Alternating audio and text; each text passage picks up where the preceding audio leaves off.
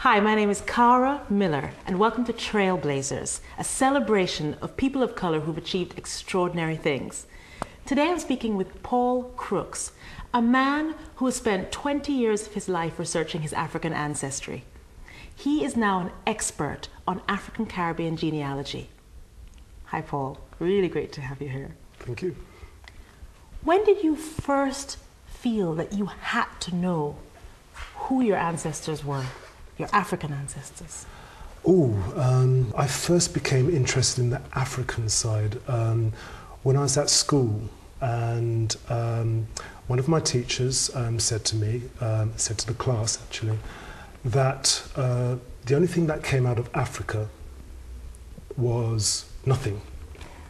She said it was called the Dark Continent for that reason. And she said that was until Livingstone came along, David Livingstone, the explorer. And I think it was then that I realized that I needed to do a bit of my own research to sort of find out about the truth of that statement. Because one thing I was very clear about was that my ancestors came out of Africa. I was black. Every day I would look in the mirror, I would see somebody with African features. Never mind the name, Paul Crooks, European in origin, but I was very clear about my features and where they originated from.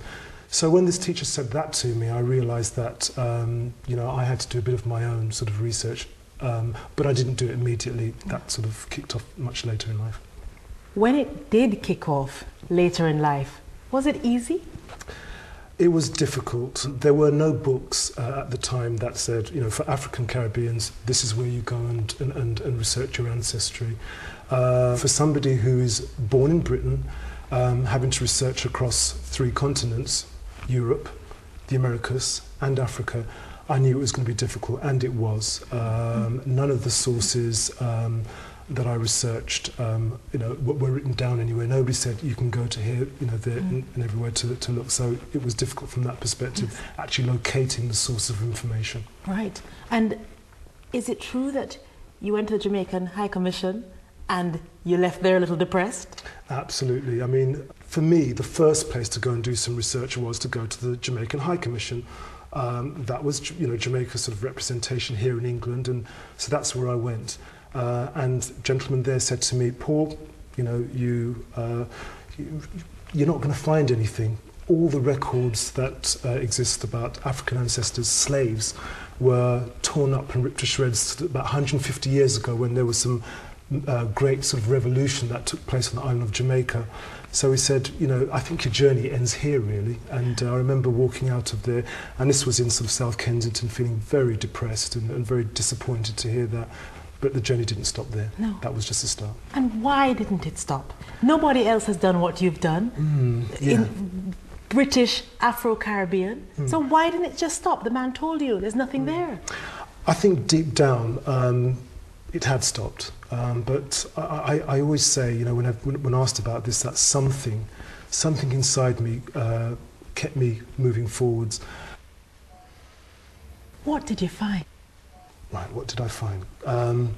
Okay, leaving aside what the elders told me and sort of, going right the way back, I managed to find my 4th great-grandmother, and I managed to find a 3rd great-grandfather. My 4th great-grandmother's name was... When you say 4th, you mean like great-great-great-great-grandmother.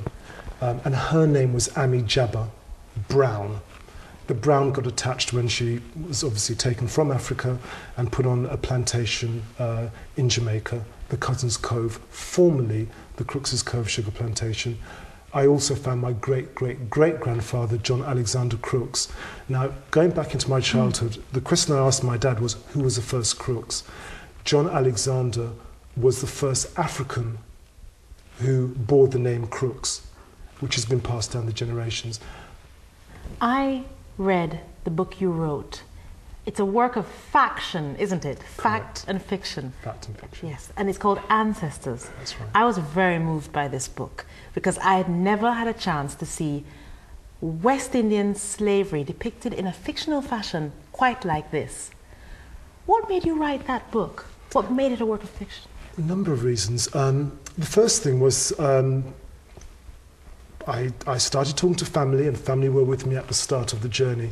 I think by the time I got into researching the documentation and all the way through to the end, I hadn't sort of taken the family with me. It became quite a sort of independent search almost, you know. I was doing it by myself. And I wanted to find a vehicle, a way of sharing what I'd found, the facts of what I found with my family, in a way that would interest them. And so the idea of writing a novel came along. The other thing as well, and the key thing was I'd actually been reading a book, The Slaves Who Abolished Slavery, by a Jamaican historian called Richard Hart. And in it, he talks about a great Jamaican hero, Sam Sharp. Most Jamaicans will know about him. I don't know about outside the islands. And he led a rebellion in 1832. 20,000 men, women and children rose up and fought for their freedom. And it was as a result of that struggle that slavery was abolished in the British West Indies 2 years later. Now, we've heard about William Wilberforce, but this is almost, this is the untold story. So, knowing what you know, do you think that Black History Month has a value? It is important that Africans in the diaspora look back on history in order to sort of tool themselves up, if you like, as part of a personal development tool.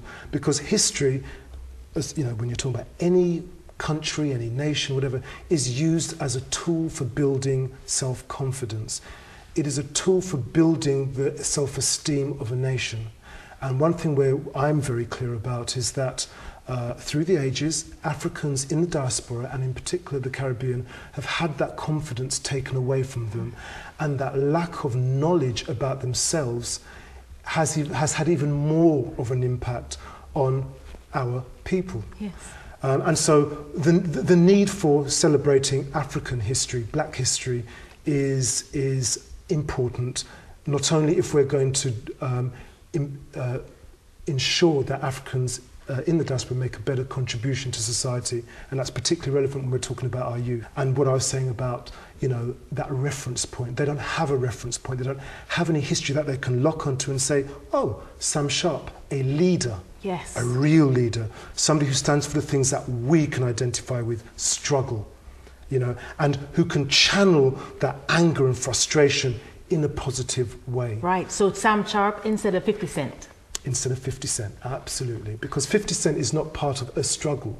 He symbolizes something, but he doesn't symbolize anything that is going to take the, you know, our people, our young people forwards. But when you look back in history, at your family history, and look at your heroes in the family of the past, or heroes of your community who lived in the past, you can begin to get a sense of how they use their energies in a positive way to overcome their struggle. And that's why Black history or African history is so important. And that's what needs to come out of the celebration, I feel. In 2004, you went, because Jaba is quite a unique name, and it's in a particular place in Ghana, you were able to trace your connection right back to where Ami Jaba came from. That's right. How did that feel, that reconnection with your 200 years old past? It's something I always struggle to describe, not being sort of somebody who is comfortable describing emotions. Exciting, moving in some respects when you meet extended family. Very sort of moving thing.